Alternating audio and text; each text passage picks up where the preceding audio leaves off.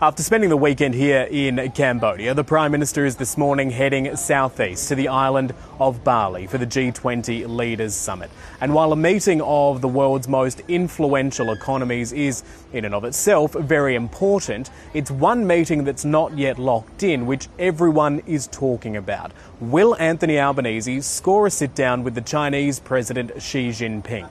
If he does, and it is still an if-type scenario, he'll be the first Australian leader in a number of years to hold formal talks with China's leader. It could be seen as an example of Australia being taken out of Beijing's deep diplomatic freezer, or at the very least that there is a thawing in the relationship, considering Beijing's crippling tariffs on a number of Australian products are still in place.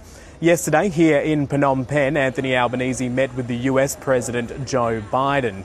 The pair sitting down for 40 minutes, which is quite a long time when you look at how tightly scheduled these sort of summits are. This meeting happening at the East Asia Summit in Cambodia. Anthony Albanese was asked whether he had questioned Joe Biden or asked him for some advice as to how to deal with Xi Jinping should some meeting arise. It's unlikely that I would come to a press conference and disclose the details of the private discussions that I've had with President Biden.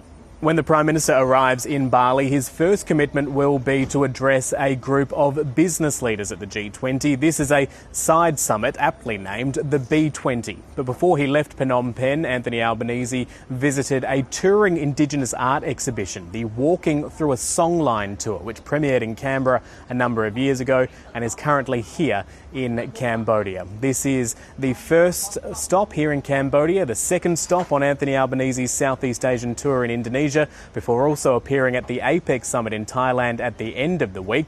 A busy week on the world stage for Anthony Albanese.